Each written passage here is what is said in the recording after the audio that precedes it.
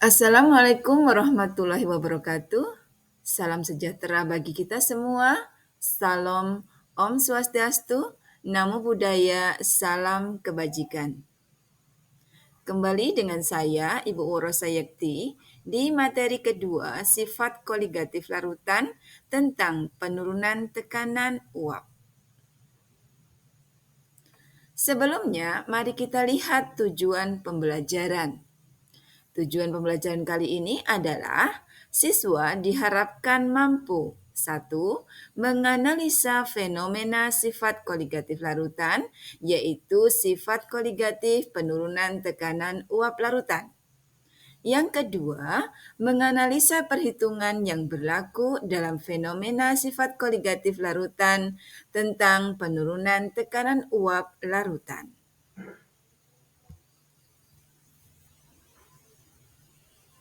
Amati gambar berikut. Apa yang sedang dilakukan oleh orang pada gambar tersebut? Apakah orang tersebut tenggelam? Mengapa hal demikian dapat terjadi? Iya, gambar tersebut merupakan gambar kolam apung. Gambar tersebut merupakan contoh terjadinya penurunan tekanan uap pelarut. Air yang berada di kolam apung memiliki kadar garam yang sangat tinggi dibandingkan kadar garam rata-rata di lautan. Air atau pelarut yang ada di kolam apung ini sulit menguap karena tekanan uap pelarut menurun disebabkan karena konsentrasi kadar garam yang sangat tinggi. Semakin banyak jumlah zat terlarut, maka pelarut semakin sukar menguap. Adanya zat terlarut menyebabkan penurunan tekanan uap cairan. Karena memiliki konsentrasi zat terlarut sangat tinggi, maka pada saat kita berenang di sini akan mengapung atau tidak tenggelam. Inilah salah satu fenomena yang menunjukkan sifat koligatif larutan tentang penurunan tekanan uap larutan.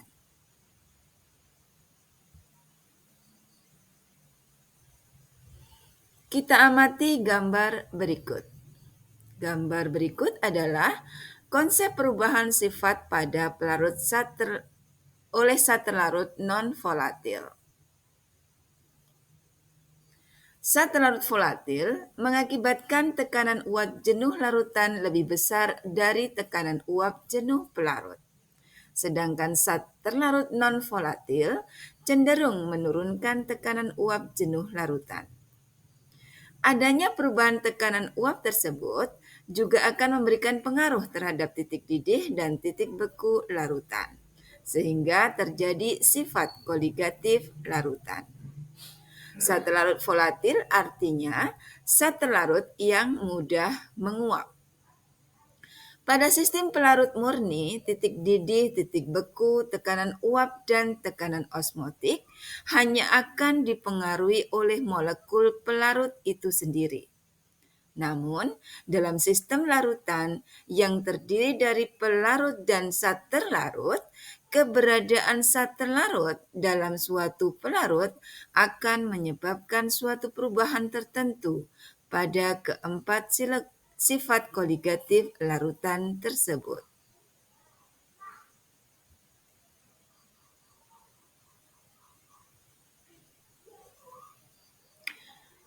Penurunan tekanan uap larutan.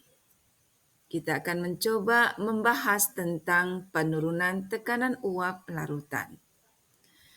Penguapan adalah peristiwa yang terjadi ketika partikel-partikel zat cair meninggalkan kelompoknya. Semakin lemah gaya tarik-menarik antar molekul zat cair, semakin mudah zat cair tersebut menguap. Semakin mudah zat cair menguap, semakin besar pula tekanan uap jenuhnya. Banyaknya uap yang terbentuk di atas permukaan zat cair dinamakan dengan tekanan uap. Coba amati gambar berikut. Gambar berikut adalah penurunan tekanan uap larutan glukosa. Ketika partikel-partikel zat cair meninggalkan kelompoknya menjadi uap, di saat yang bersamaan uap tersebut akan kembali menjadi zat cair. Tekanan yang ditimbulkan pada saat terjadi kesetimbangan antara jumlah partikel zat cair menjadi uap dan jumlah uap menjadi zat cair disebut tekanan uap jenuh.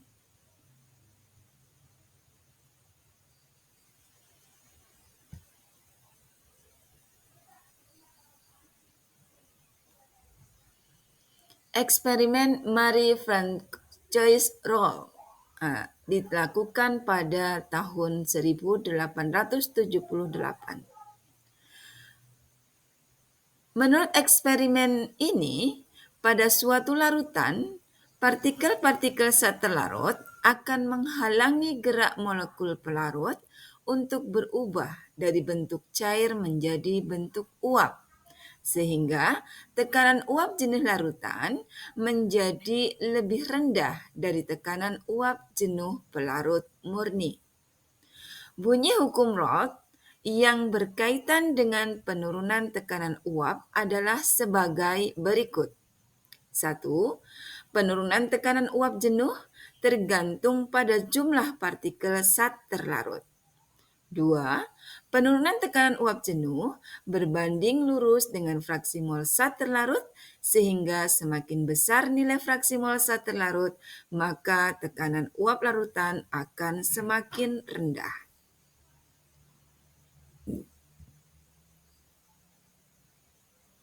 Hukum Roth.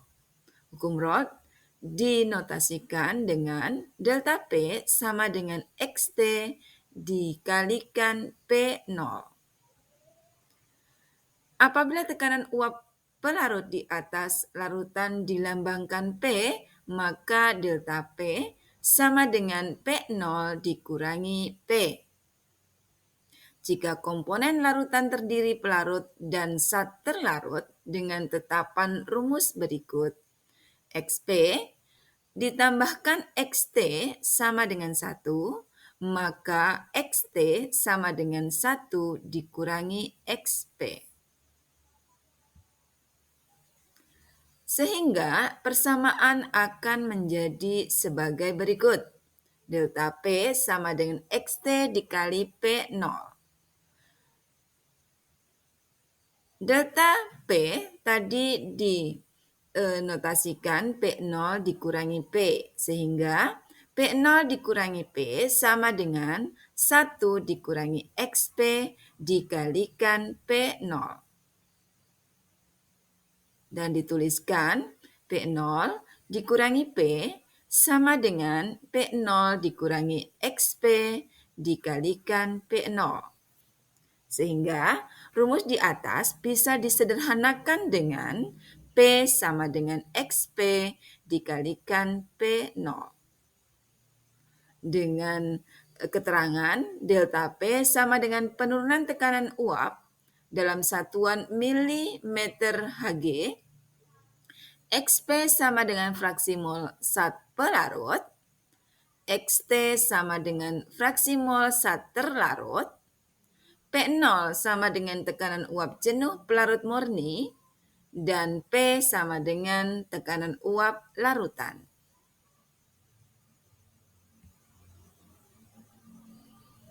Mari kita lihat contoh soalnya.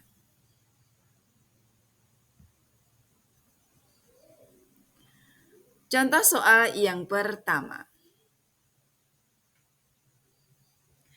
Tekanan uap jenuh air pada temperatur 25 derajat Celcius adalah 30 mm Hg. Tentukan penurunan tekanan uap jenuh air jika ke dalam 90 gram air dilarutkan 18 gram glukosa dengan massa molekul relatif dari glukosa sama dengan 180. Mari kita lihat penyelesaiannya. Kita akan mencari jumlah mol dari glukosa dan air terlebih dahulu. Jumlah mol dari glukosa sama dengan gram glukosa dibagi massa molekul glukosa. Massa relatif molekul dari glukosa sama dengan 18 dibagi 180 sama dengan 0,1 mol.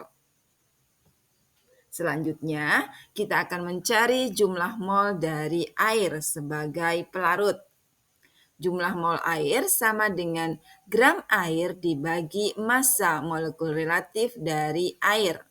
Sama dengan 90 dibagi 18, sama dengan 5 mol. Dari jumlah mol kedua zat tersebut, maka kita bisa mencari fraksi mol zat terlarut, yaitu jumlah mol zat terlarut dibagi jumlah mol total. Sama dengan 0,1 dibagi 5 ditambah 0,1 atau 0,1 dibagi 5,1 sama dengan 0,02. Dari hasil tersebut, maka kita bisa mencari delta P. Delta P sama dengan XT dikalikan P0. Dari data bisa kita masukkan angka 0,02 kali 30 mm Hg. Jadi 0,02 dikalikan 30 sama dengan 0,6 mm Hg.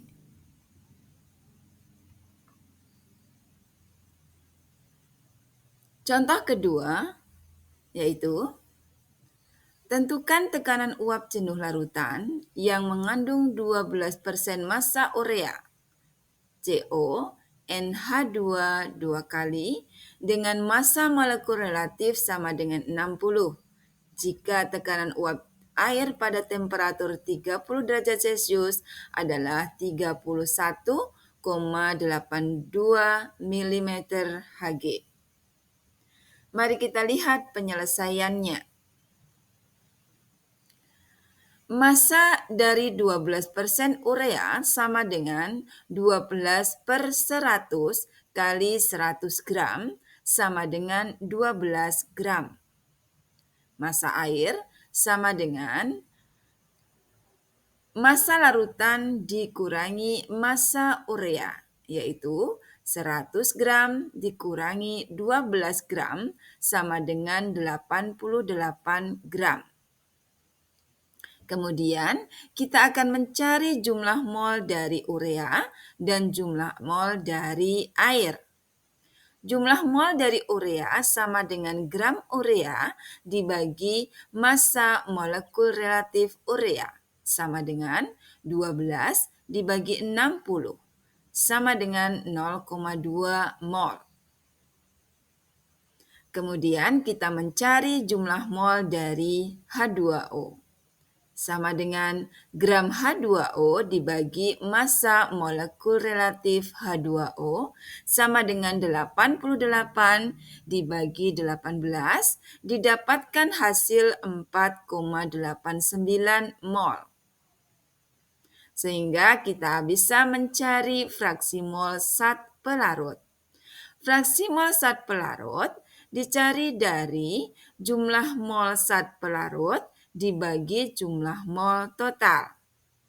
Sama dengan 4,89 dibagi 4,89 ditambah 0,2. Sama dengan 0,96 fraksi molnya. 0,96. Jadi, dari hasil perhitungan di atas, maka kita bisa mencari tekanan uapnya, yaitu XP dikalikan P0 sama dengan XP 0,96, kemudian P0-nya 31,82. Sehingga dituliskan 0,96 dikalikan 31,82 sama dengan 30,55 mm Hg. Itulah beberapa contoh dari penurunan tekanan uap larutan. Kemudian, kita akan mempelajari aplikasi penurunan tekanan uap dalam kehidupan sehari-hari. Aplikasi yang pertama adalah cara memperoleh benzen murni. Cara memperoleh benzena murni, untuk mendapatkan benzena murni menggunakan pemisahan campuran dengan distilasi bertingkat dengan menggunakan prinsip perbedaan tekanan uap antara zat pelarut dan zat terlarut. Yang kedua adalah wisata air kolam apung, seperti yang sudah kita bahas di awal pertemuan kali ini. Wisata kolam apung. Kolam apung adalah kolam yang memiliki kadar garam yang sangat tinggi, bahkan 10 kali lipat tingginya dibandingkan kadar garam rata-rata di lautan. Sehingga kolam ini memiliki pelarut yang sukar menguap karena memiliki konsentrasi zat terlarut yang sangat tinggi. Maka pada saat kita berenang di sini akan mengapung atau tidak tenggelam. Itulah aplikasi penurunan tekanan uap dalam kehidupan kita sehari-hari. Selanjutnya, kita akan merangkum apa yang sudah kita pelajari hari ini. Yang pertama, sifat koligatif larutan adalah sifat larutan yang dipengaruhi oleh jumlah partikel zat terlarut dan tidak tergantung dari sifat zat terlarut. Yang kedua, penguapan adalah peristiwa yang terjadi ketika partikel-partikel zat cair meninggalkan kelompoknya. Semakin lemah gaya tarik-menarik antar molekul zat cair, semakin mudah zat cair tersebut menguap.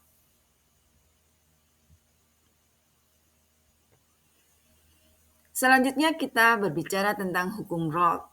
Hukum Raoult menyatakan penurunan tekanan uap jenuh sebanding dengan fraksi mol zat terlarut. Dinotasikan dengan delta P sama dengan XT dikalikan P0.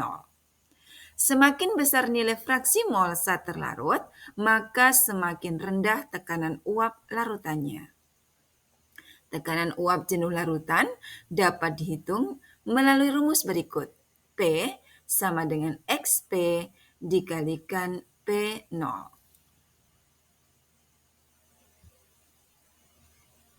Demikianlah materi untuk kali ini. Mudah-mudahan bermanfaat. Terima kasih banyak. Wassalamualaikum warahmatullahi wabarakatuh. Kita berjumpa kembali di materi yang selanjutnya.